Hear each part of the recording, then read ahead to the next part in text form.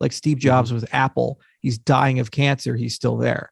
And you can tell when a person's out of the game and they're just phoning it in, or they're doing something different and they're finding themselves, and they just look different, they appear different. And you have to have something big to keep you there that's exciting and sexy, and it can't be wealth. It never in the long term does anything for you.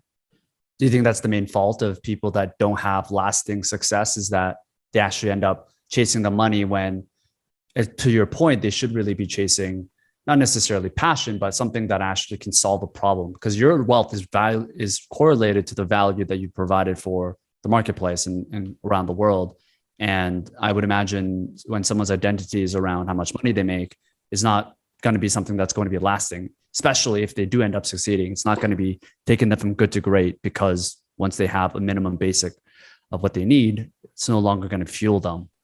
Yeah, there's diminishing returns, so you start being able to do stuff and you're, oh, wow, this is amazing. But it's not like the next million somehow magically changes. So you get to a certain point where it's like giving a loaf of bread to a guy who owns a bakery. That's the analogy I love using. You're like, well, that's pointless. It doesn't do anything for me. So it has to be connected to passion, and it has to be connected to something that matters. And a lot of entrepreneurs, they want the prestige, the fame, the wealth. They want something that justifies themselves, or they think will make their lives better. It's a fool's errand. Happiness comes from within. One of the most valuable things I've done in my entire life, I did last year. I wrote a blog post about it. I went to a silent retreat, December 10th to 17th last year. Is it the 10-day Vipassana one? Yeah, I went to a 7-day one at Shambhala Mountain Center, and it was a mindfulness-based stress reduction style, but very similar to Vipassana. And so, just don't speak. 12 hours a day, just sit down, meditate. And I also fasted at the same time. So I didn't eat for 4 days.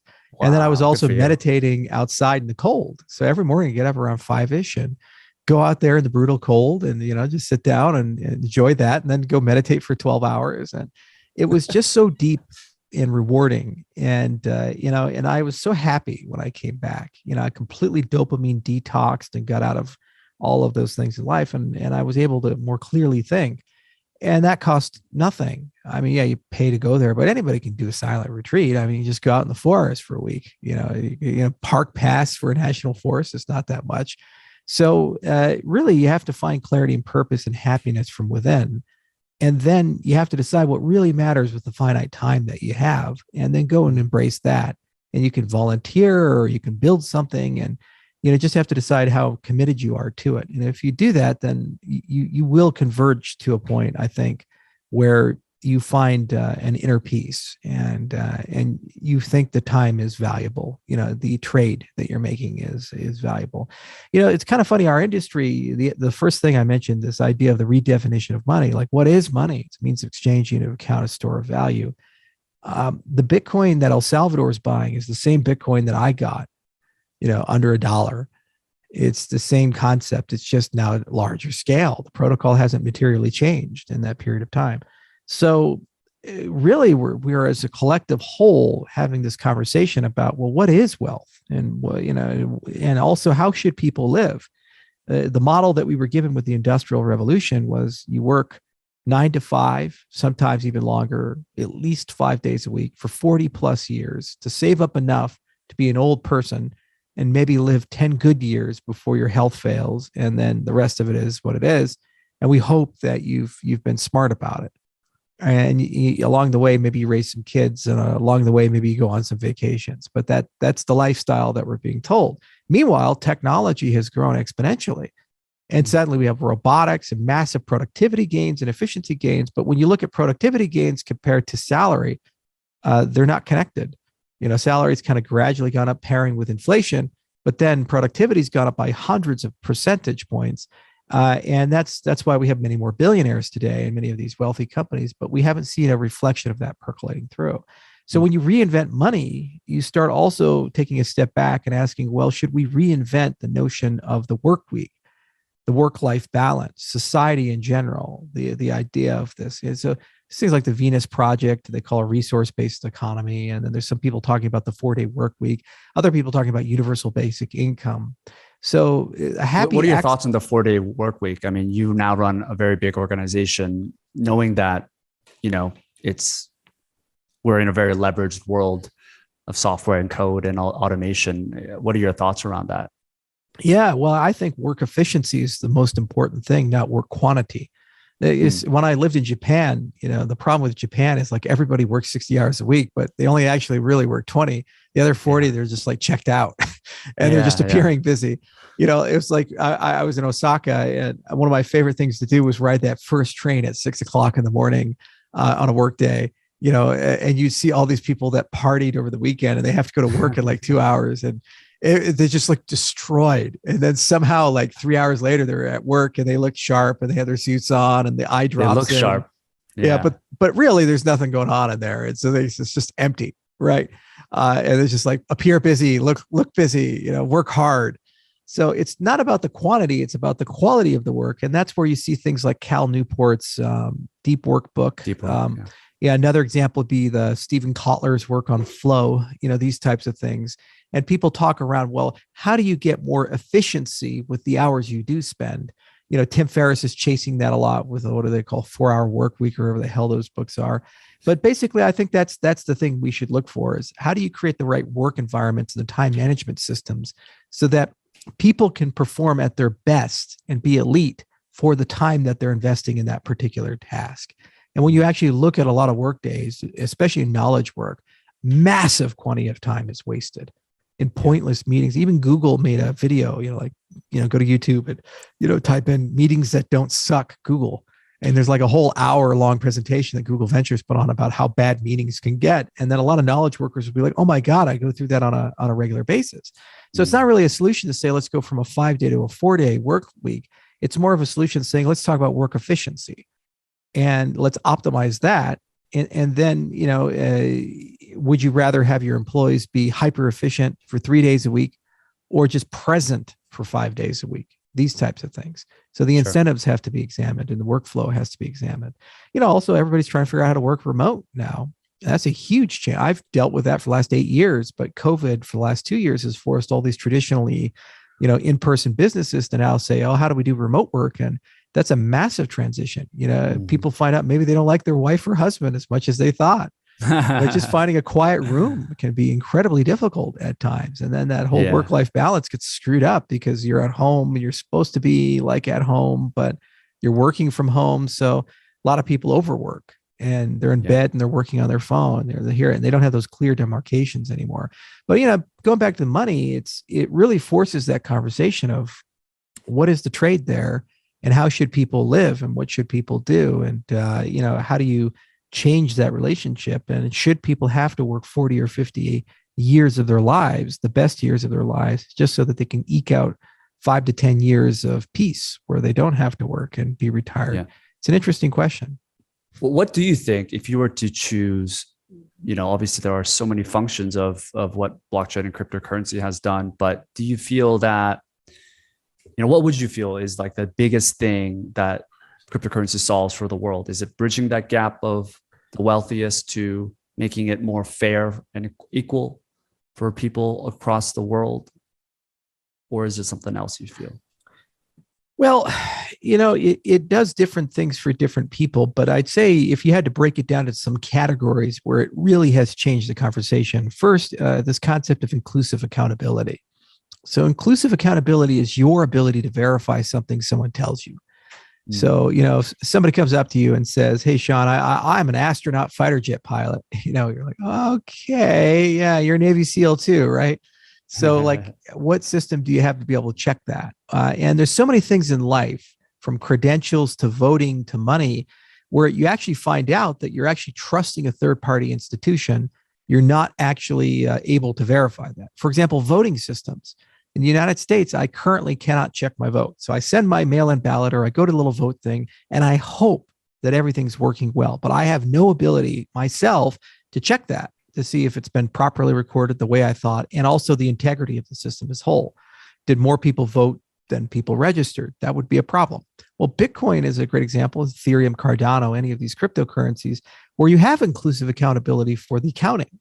If I send you a Bitcoin, you don't trust me. You have a node, you can check it and you can verify it exists and it hasn't been double spent. So that's called an inclusively accountable system. So we're starting to take a step back as a society and start asking questions like, well, what else can preserve inclusive accountability? Whether it be supply chains, like is the food organic or not? Is it safe or not? Is the water I'm drinking safe or not? These types of things. Medical information, credentials, voting information, whatever have you, the land. How do I know you really own the property? These types of things. How would Can you we secure build? water? Like, how would you verify the quality of water using cryptocurrency? Well, that's a great example of a hard problem, but it's a very valuable problem to solve. Millions of Right. people in the world don't have clean drinking water. And, even in the United States, we had the whole Flint, Michigan issue. And so, what you would do is you'd have an open system, and then you'd have an audit and oversight system that you'd pay for. And those people are verifiable, the auditors, and they put their audit reports down for the drinking water on a regular basis. And then also you understand how much confidence they have in that. Maybe they put up a bond, and if it turns out the water is contaminated, they lose all their money. Maybe there's criminal capabilities. But the point is that you can put it into a digital commons. And that's the other side of blockchain that makes it fair. It's a trusted bulletin board where you have three great properties: immutability, you have time stamping, and auditability. Immutability, when you put things in, you can't roll it back for political reasons. This is very common in Africa. A lot of the work that we do, people who control the land registries, if a big company comes in, they'll just go ahead and say, well, it used to belong to Alice, but now we're going to make it belong to Bob because they gave me a bribe. These types of things. And you can't detect the tampering with it because it's a centralized office and it's an opaque ledger. With an immutable system, once a record goes in, even if it's an inaccurate or wrong record, that fact is there forever, and you can't roll it back. Time-stamped means when it went in, the ordering of operations. So a lot of cases we're always asking, well, who's on first? Who actually did this first? Like publications, who published first? Was it Leibniz or Newton? These types of things. So you have timestamps, complete transparency, and the auditability, that property of inclusive accountability, is one of those things. So you can put auditors in, and you can check and see when the last time that water you're drinking has been checked. You can see what the standards were, what process they followed, what agencies vouch for that. And then if it turns out to be contaminated or there's a problem, you could even create self-auditing things. Like, for example, let's say you can test the water yourself with a special kit. And if it turns out that there's a contaminant, then what you can do is upload that to the system. And then everyone knows. Yeah. Right, and everybody can see that. So it's a whistleblowing mechanism that you can have as well. And it's very important for audit and oversight. Right. And that creates a Schelling point where people basically say, hey, I better be honest because other people can check my work. And if I'm dishonest, there's significant consequences to that. Now, contrast that to the existing system, which is opaque, fragmented, siloed, and subject to corruption. You see, so the same thing for water could be used for organic food. It could be used for food supply chains in general. And blockchain is a digital commons that basically allows you to have a trust engine between parties. So this is what our industry's really done, is it started that conversation. And now when we talk around solutioning the problem, there's always going to be edge cases you have to go through. But in the process of solving those edge cases, you start creating generic solutions to broader social problems. The same thing that allows you to verify clean drinking water allows you to verify claims about textiles, which are one of the dirtiest industries, by the way. And it creates all kinds of problems, the dyeing of textiles, the manufacturing of it. Tons of kids get cancer and other problems. E-waste is another example of that. We buy these phones and we say, oh, they're great. Well, they end up in India in giant landfills. And poor kids go out there, 7 years old, 8 years old, with mercury and arsenic and all kinds of things. And they try to pull gold and other precious metals out, and they poison themselves in the process of doing that. So it's really a terrible humanitarian crisis. Lithium is another example. How do you know your Tesla car you're buying doesn't have lithium that came from Congo that was mined by a 12-year-old? So these are social problems. We tend not to think about them. But when you start building these global systems, you can start building audit, oversight, fraud proofs, and humanitarian proofs, and you can start holding people accountable and then tying taxes and consumer preferences accordingly. What are the things that you see in the horizon? Maybe it's not completely available, but we're on the cusp of it using blockchain. What are the applications using blockchain and cryptocurrency that is in the horizon that excites you the most? Well, I think, algorithmic stablecoins are super cool because what you're doing is separating your monetary policy. And actually, I think El Salvador is the first one that's going to have to contend with this. So El Salvador did something very unique. They adopted Bitcoin as their national currency, but that only really works as a store of value. It's not a very attractive means of exchange or unit of account. So they kept the dollar. So they actually have a dollarized economy. And they use the dollar as a means of exchange and unit of account. So people are still paid in dollars. There's still a lot of cash floating around. They just made it easy to exchange dollars for Bitcoin and back. So you can store your wealth in Bitcoin because it's deflationary and tends to appreciate over time. And then you can convert it over to a dollar when you want to spend. What if you could take Bitcoin and create a dollar-like stablecoin from Bitcoin, algorithmic stablecoin from that? And it turns out you can do that. We wrote a paper called JED that shows how to do that. And we're doing it with ADA. And there's a company called Cody that's bringing that to market. Well, if it works for one cryptocurrency, it works for all. So you can do it with Ether, you can do it with Bitcoin, these types of things. So nation states are starting to play around with these bi-currency economies and give their people the ability to store and preserve wealth and give their people the ability for friction-free, low-cost transactions.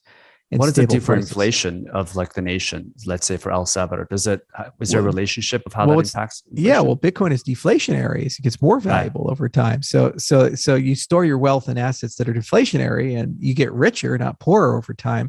And then you don't particularly care what the inflation rate is, because if the majority of your wealth is in the deflationary asset, you only convert at the time of purchase to that asset. So maybe it's $20 tomorrow, but it doesn't really impact you because you didn't lose that wealth when the 20% inflation hits you or something like that. And it's very common in certain economies like Argentina. They have dollars and peso.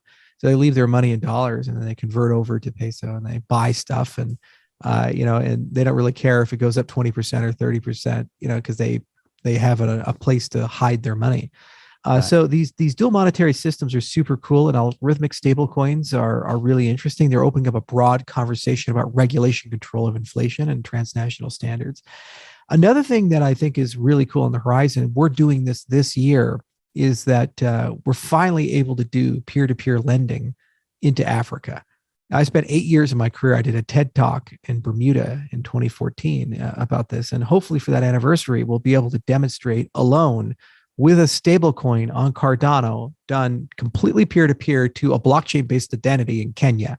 And we have a partner called Possessia that we're working with, and we're just doing a huge amount of work to try to get it there because it's such a complicated problem.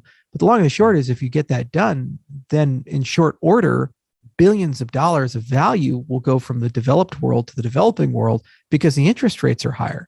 And, these loans are right now 3% per month.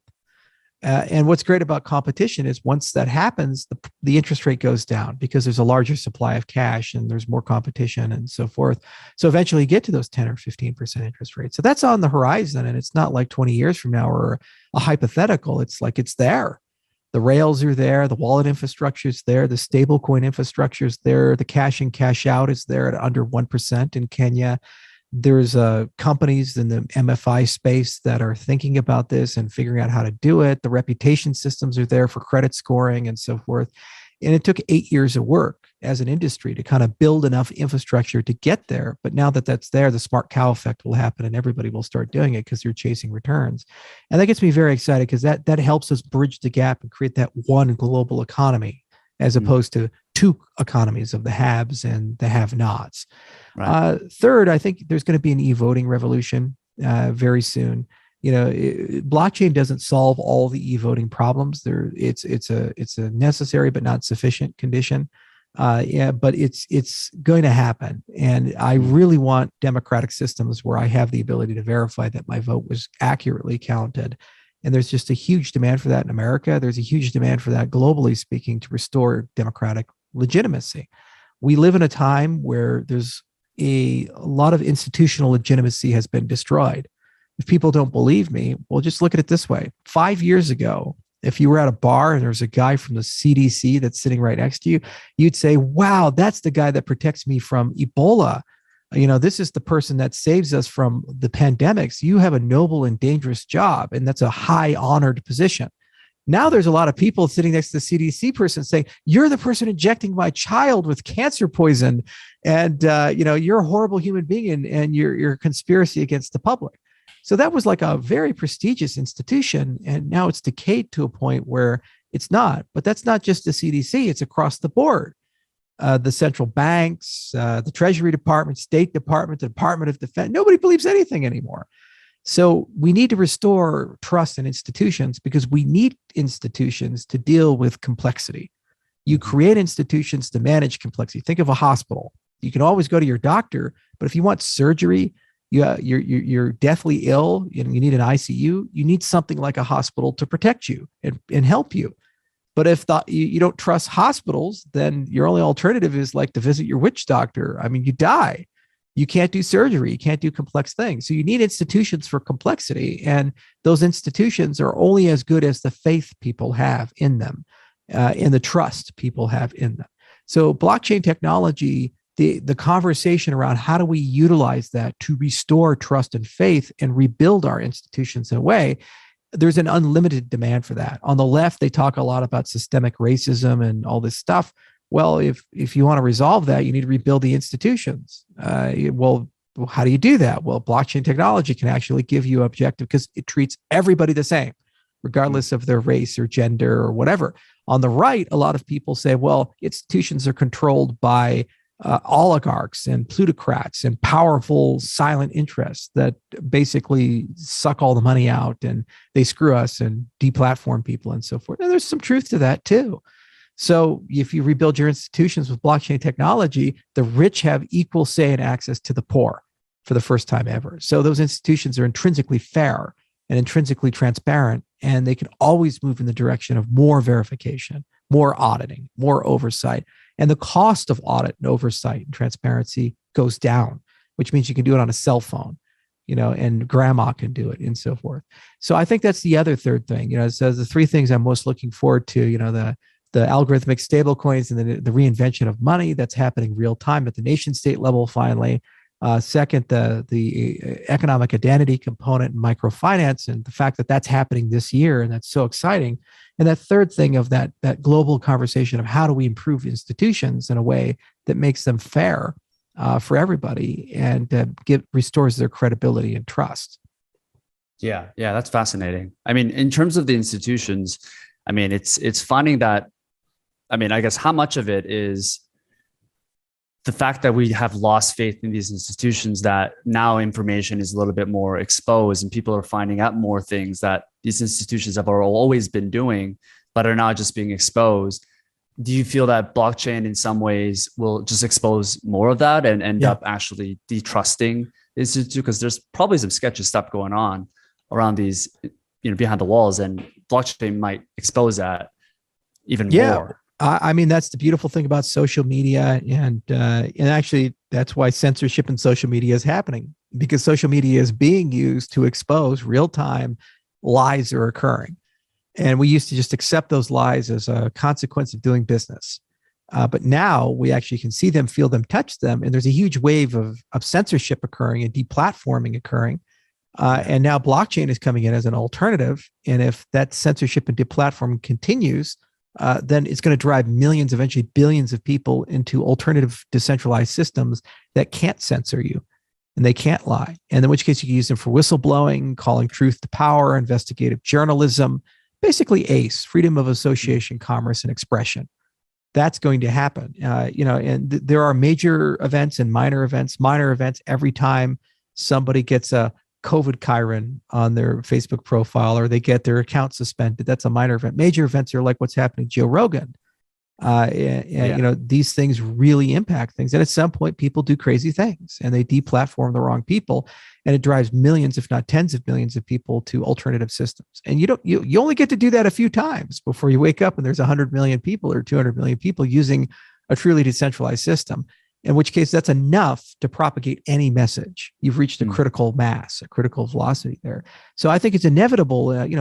Information wants to be free. People want to be free. And also the truth always gets out one way or the other. You can't lie to people forever. So blockchain technology is a necessary tool, in my view, to preserve that and get us through this. Otherwise, what will happen is that social credit will come, this dystopian stuff will come, and a small group of people will basically be the truth police, and it's like 1984 on steroids. We already lived this. We saw it with the Stasi in East Germany.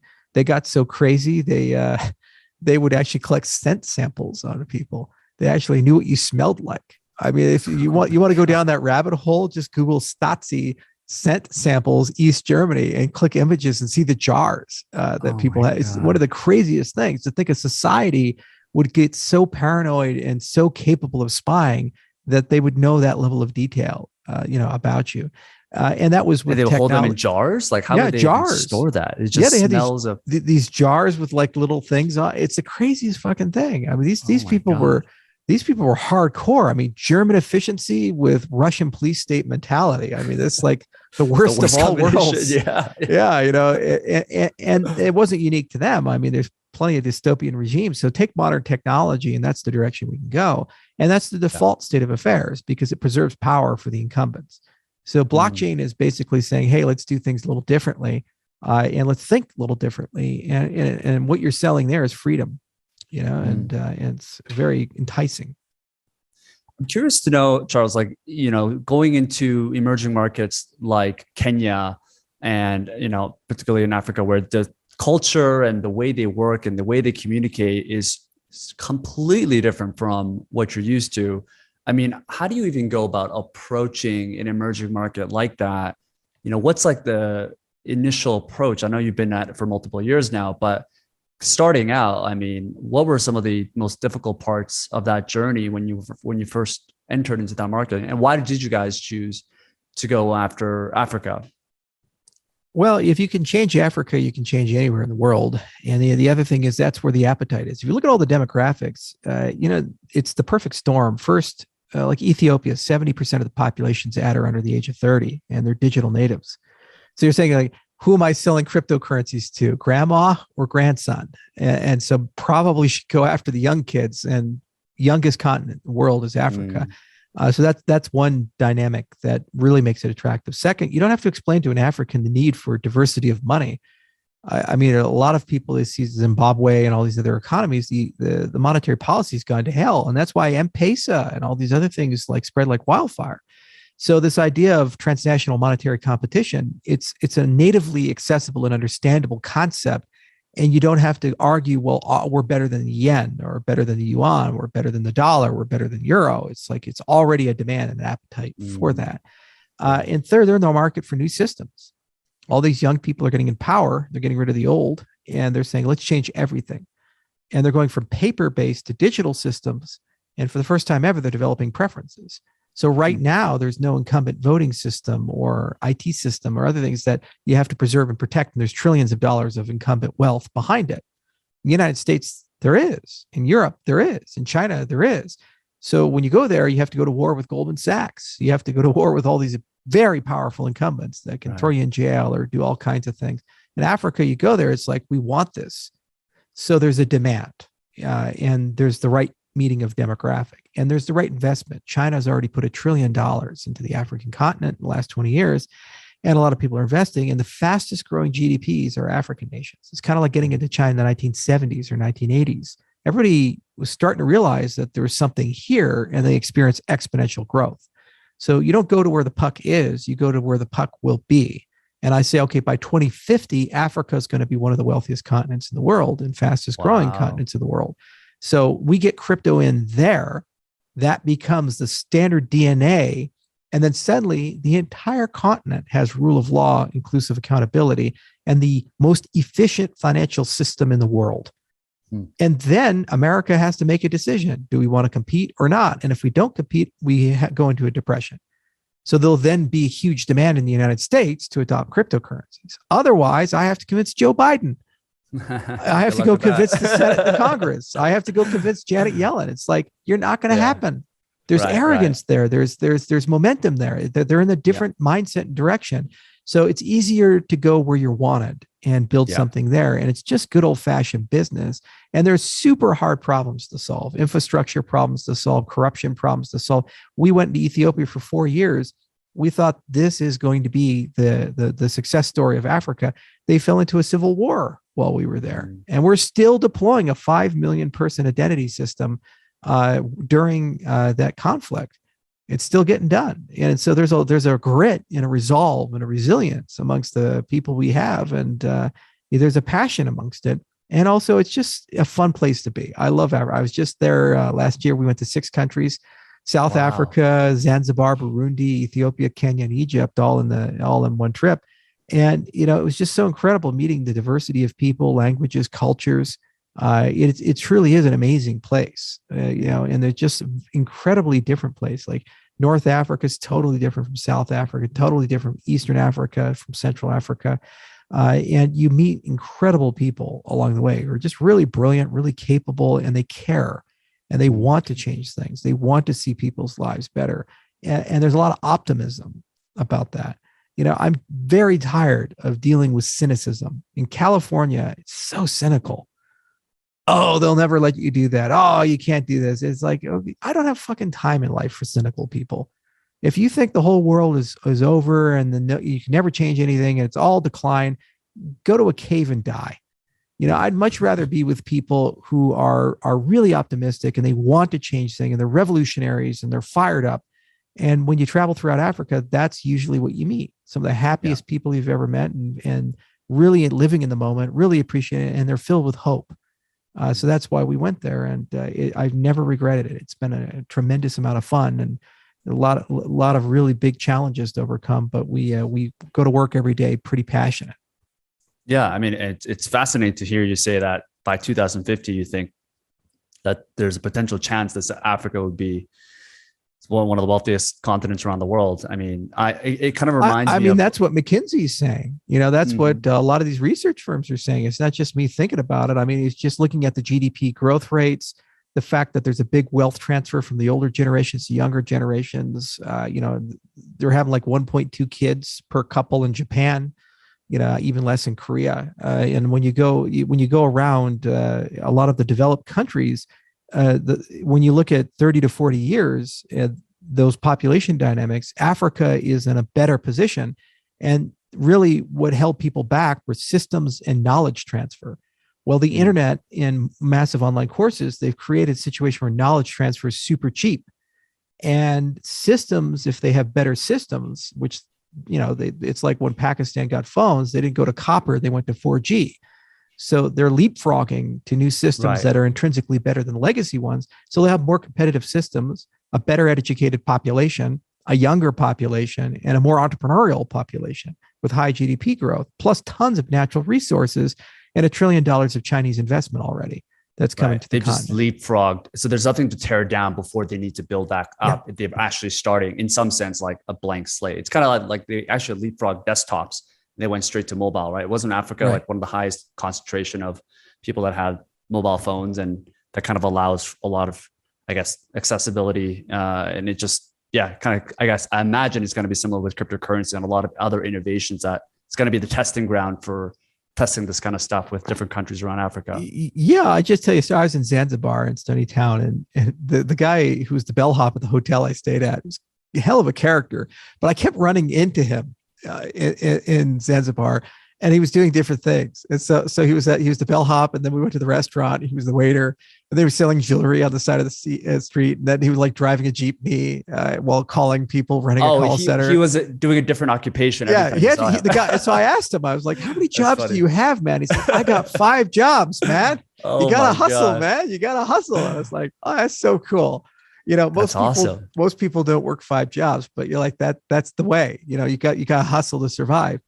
Always bet on that guy. Yeah, because no matter, as I was in Vietnam years ago and then Ho Chi Minh, and I remember when it started raining, immediately on the street corners, everybody was selling umbrellas. The rain must have just like conjured them or something, because I didn't know where the fuck these people came from. But everybody's selling umbrellas, and the rain stops, they're all gone.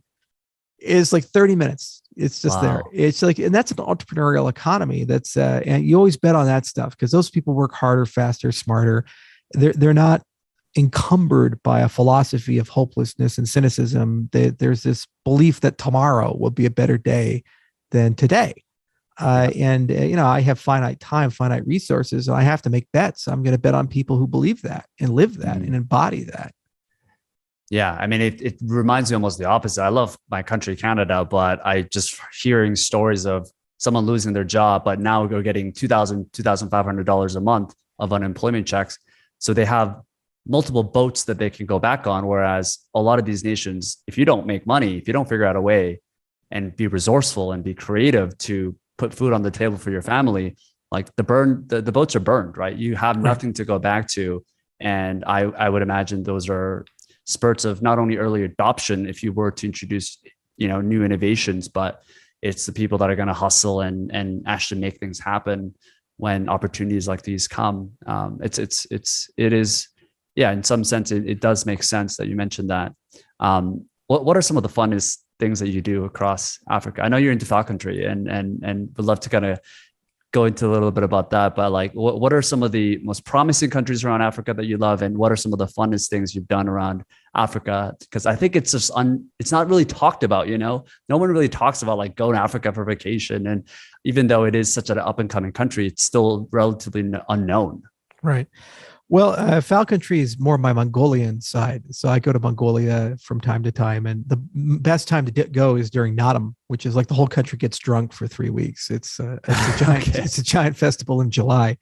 And the Mongolians it's like 3 million people, and half of them live in one city, Ulaanbaatar, but then the other half are nomads. So really? Talk about a tale of two things. And you drive. Where do they go though? They live in tents and gers.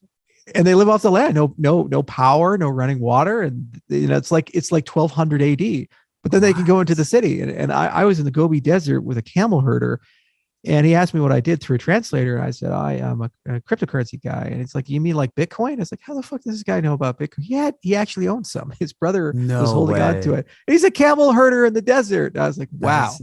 How does he even access that? I know, it's his brother just holds on to it. And so he heard about it while he was in the city. He's like, buy me some of that. That sounds like a good thing. So Mongolia is super cool. And eagle hunting there is like really fun. You carry an eagle with you, and you ride a horse, and then you throw the eagle, and it goes and grabs something and brings it back to you. They raise the eagles with the horses. It's wild. Now, in terms of Africa, I was in Kenya, and the Masai Mara was so cool. I stayed at Cotter's Lodge, and just being able to go on safari and hang out with the Maasai people and see that tale of two worlds, where they have the same culture that they had 500 years ago, the same thought process and mentality, yet they're somewhat integrated into modern society and life, and they can kind of navigate between both of them. It was like stepping back into the past, and it was just an incredible experience. South Africa is really cool too. It's a super modern country. You go to Cape Town, and some of the views there in South Africa are some of the most beautiful you'll ever see in your life. And very, very cool place. And I have a bison ranch up in Wyoming. It's about 11,000 acres and 500 bison. We sell guided hunts. And so there's a lot of hunters down in South Africa, and they hunt the water buffalo, and I have the American buffalo. So some of my most treasured moments are like sharing, pictures of my buffalo versus their buffalo and so forth. And there's that rancher culture that South Africa has. And there's a lot of mileage you can get out of there. Zanzibar is super cool because it's an island nation, and you go there and you can see giant turtles, and you go fishing, and you just kind of do. I grew up in Hawaii, so it was always nice to like compare my island to their island, and sure. So forth. Burundi was a wild trip. Burundi is in kind of a Central Africa. It's nearby Rwanda, and it's right off of Lake Tanganyika. And it's a strange country because it's one of the poorest in the world. Only 2.5% have cell phones, mobile phones that are connected to the internet, smartphones, and about only 11% are electrified. So 9 out of 10 people don't have electricity. It's the 4th poorest country in the world, depending on how you count it. Yet the people there are so much fun to hang out with. They have these drummers that just follow you around, and because we met the president of Burundi, and so he sent his personal drummers to hang out with us, and we got to see all these traditional drum circles and all the costumes and other things that they have, and there was just so much joy there.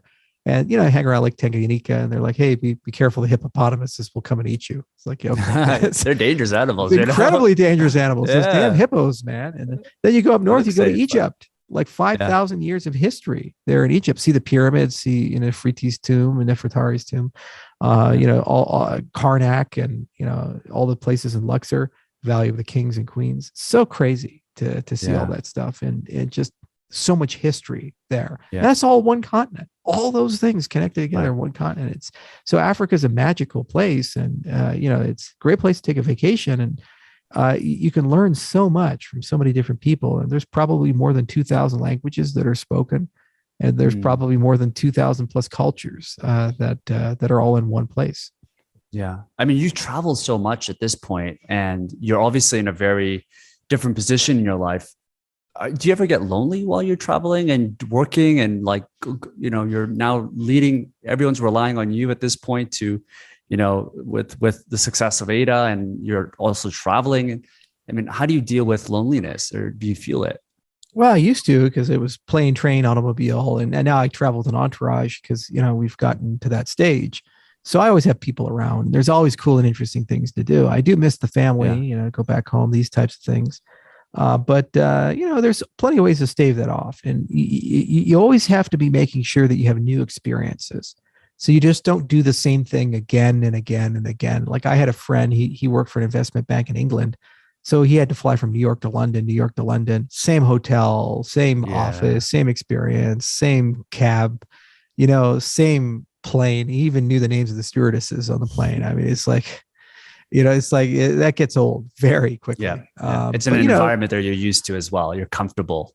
Yeah. But for me, I always try to do new things and, go to new places. And, we try to have new experiences, and there's unlimited culture out there. So you never have to see the same thing twice. You go to Peru, you see the 7-color mountain. It's like the craziest thing in the world. And then, it goes down south, all these beautiful vineyards in Chile, and then you go east, you go to Patagonia.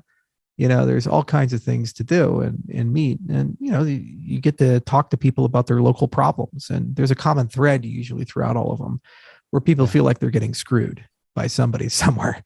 And you're like, well, this blockchain technology, that's going to stop the screwing. We're going to unscrew you. As long as you're selling that, it's a fun time.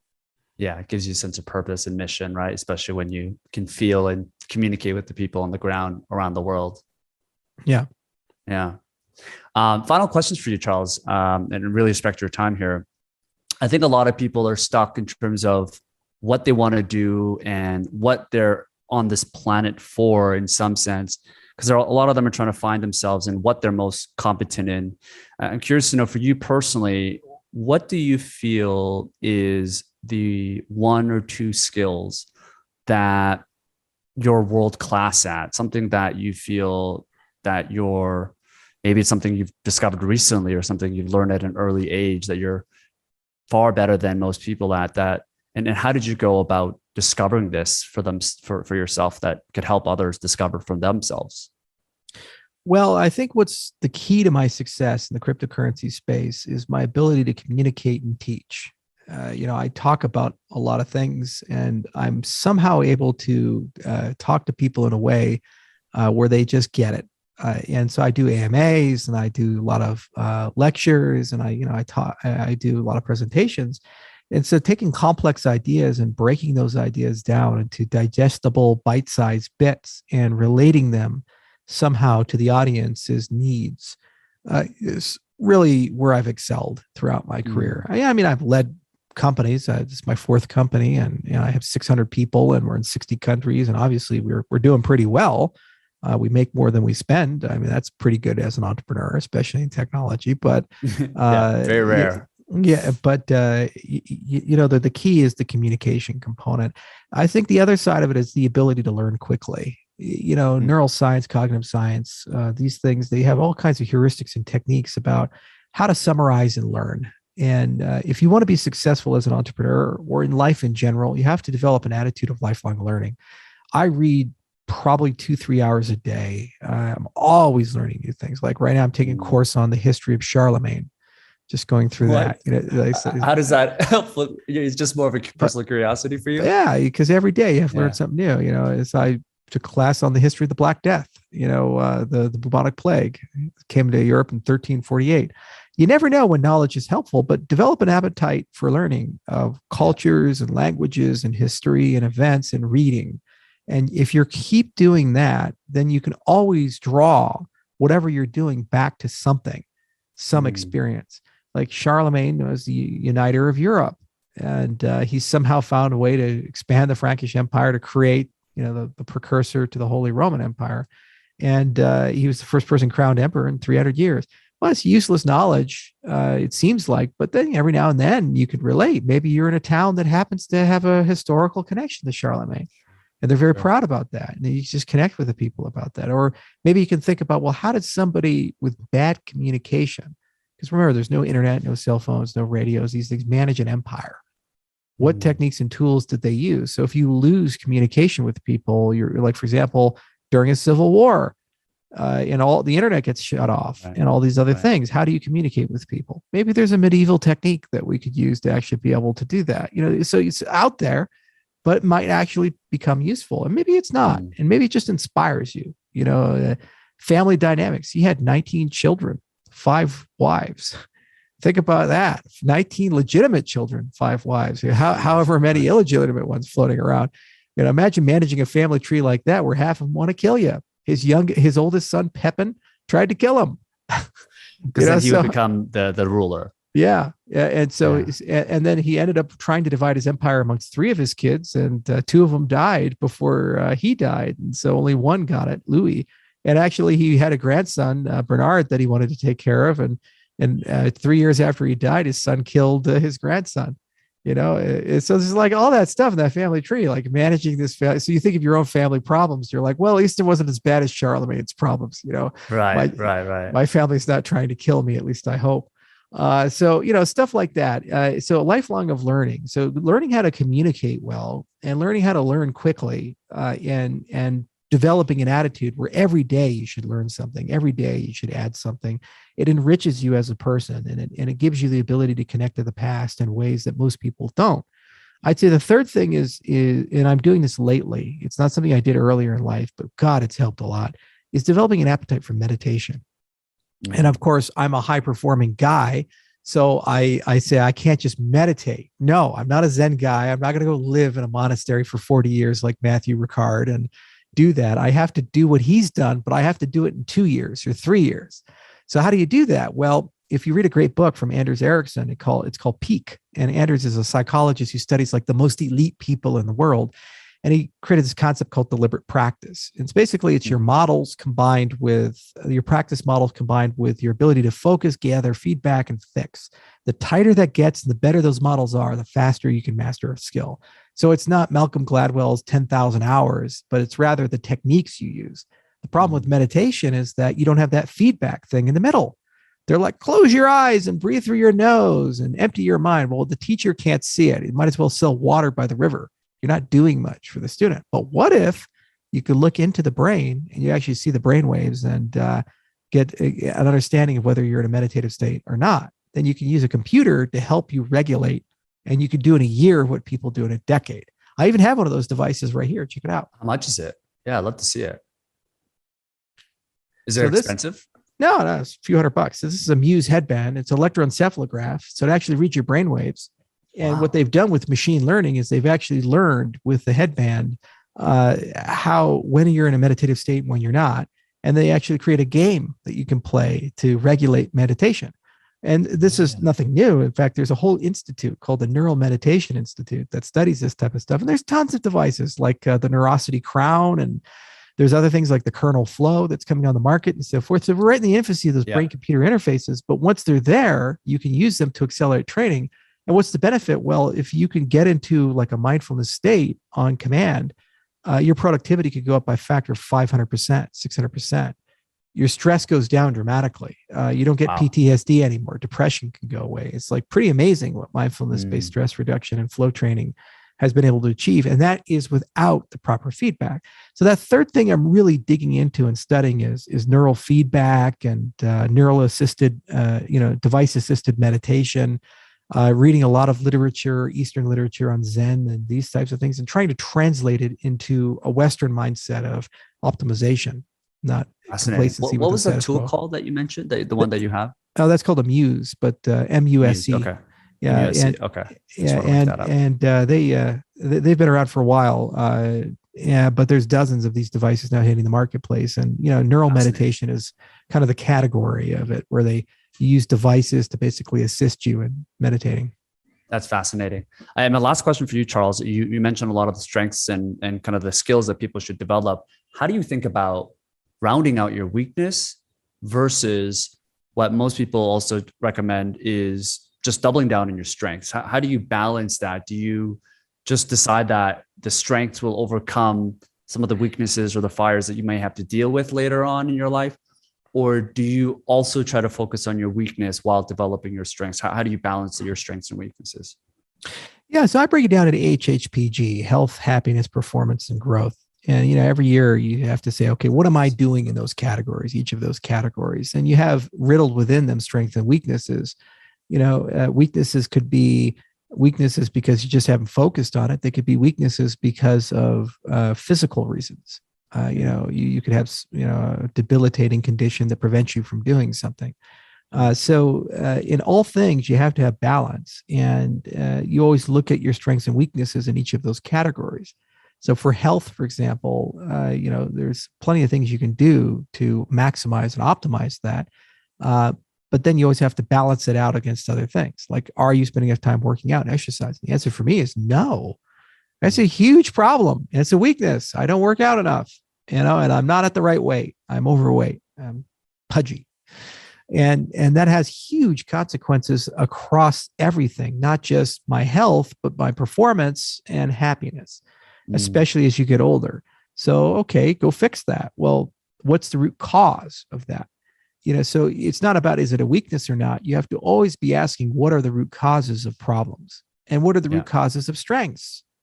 And sometimes it's genetic advantages, and other times it's lifestyle advantages. Sometimes you just won the lottery with the right parents and they pushed you in the right direction and they created a strength for you. But there's always a root cause. And so before you look at strength and weaknesses, get very good at root cause analysis, and then just kind of break it down in different areas, whether it's health or happiness or your performance or your growth. How do you do that for yourself? Like getting to the root cause, let's say for working out or happiness, like how do you identify? You just ask questions and be more self-aware? Yeah. So having mentors and having domain experts that you can talk to really helps you here, because what you do is you can write all the symptoms down, and you can write all the facts and circumstances down and the history. And then you can either do some pattern analysis and try to see if you can find it, or you can just take it to an expert, say, this is what's going on. What do you know? And the odds are that you actually know the root cause. Performance psychology is a great area for that. Normally we think about it as, oh, it's a sports guy and he's there to help you like win the football game or something like that. But it's actually a domain of psychology, and they don't just look at sports. They also look at overall human performance, and they talk about how do you set SMART goals? How do you find the root cause of these things? And there's plenty of therapeutic interventions they have, whether it be cognitive behavioral therapy or acceptance and commitment therapy or other such things. And they can help you build the right mental mindset to get to root and then decide what's truly a weakness, what's not, and start resolving and fixing things. The other thing is that when you fix things, they have to be iterative. People are very bad at setting goals. They tend to set goals that are not achievable. They want to go too far. Like if you want to learn a language, don't say, I'm going to go learn perfect fluency Arabic or Korean or Chinese in 1 year. It's just not going to happen. It's especially if you come from a Romance language, you come from a Western language, it's just too far out. Now, if you're Japanese going to Korean, you probably could learn that in a year because they're somewhat similar when you actually look at the underlying concepts, but it's still challenging. And even if you go from Spanish to Italian, there's nuances there that may take a little longer, but you can set SMART goals and you can break it into bite-sized achievable packages and have the right collection of things, and you can gradually learn your way there, earn your way there. And then as long as you get, you achieve things, you're moving in the right direction and inspires and motivates you to move forward. Getting really good at habit formation, understanding how habits are formed, and also getting really good at the science of motivation and willpower, super important for working on your strengths and your weaknesses. If you don't have the right motivation base and you don't have the right ability to habitualize the behaviors that you need to move forward, you're never going to get anywhere in life. You'll give up way too quickly. So that's the mindset component of it. And again, it goes back to that performance psychology. That's the heart of that field, is trying to figure out, how do you motivate people? How do you set achievable SMART goals? These types of things. and also analyze what is the root cause of a weakness or the root cause of a strength, and what do you need to do to overcome that. And then goalposts. Not everybody's a concert pianist, but maybe you want to learn enough to be impressive at a party. These types of things. A world of difference to get there versus playing perfect Chopin ballet. It's on a Steinway at Carnegie Hall. It's a world of difference, the level of expertise you have to accumulate. Well, you notice there's a lot of things in life. There's a Pareto principle where you can get just good enough that you're having fun and really enjoying it. But if you want to get beyond that and become elite, you then have to invest thousands of hours of effort. So golf is a great example of that. If you put 200-300 hours of deliberate practice in with the right teachers, you can get to a point where you can play golf reasonably well with a reasonable handicap and have a lot of fun out at the golf course and feel like you know what you're doing. You want to go play for the PGA, you're probably putting 30,000 hours, or more into that to get to that point. And you have to overcome all kinds of things and spend 8 hours a day doing conditioning and this and that and mindset stuff. And are you going to really get that much more happiness to be at that level of golf, especially if you're playing golf with people who are amateurs? Is kicking their ass like by a 10x, really that much more desirable? It's like playing chess against kids. How much fun are you going to have there? At least keep it somewhat competitive. So I think that's the other side of working on strengths and weaknesses, is that people aren't so good at bounding, and people aren't so good at setting the definition of success. And you have to have specific, measurable, achievable, relatable, and time-driven goals, smart goals, in order to get there, and the right goalposts in order to get there. Yeah. And you mentioned Pareto principle. For people that don't know, it just means that 80% of your results come from 20% of your inputs and efforts. But that's fascinating and really good advice, Charles. I really appreciate your time. And I know we went a little bit over her, but I really appreciate it, and a lot of insights that I'm sure people in the audience listening are going to appreciate. So we'll really love to learn a little bit more about where people can find you online. I don't know if you even care about that. Oh, yeah, put a link to my my Twitter account. That's probably the easiest way. Let's get you to $1 million. That seven-figure amount, right? Yeah. Well, I appreciate it. Everyone. Thank you guys so much for listening. Definitely check out Charles, and we're going to link down all of the things that we mentioned in the episode below. So please check it out. And thank you again for tuning in. Thank you so much, Kim. Take care.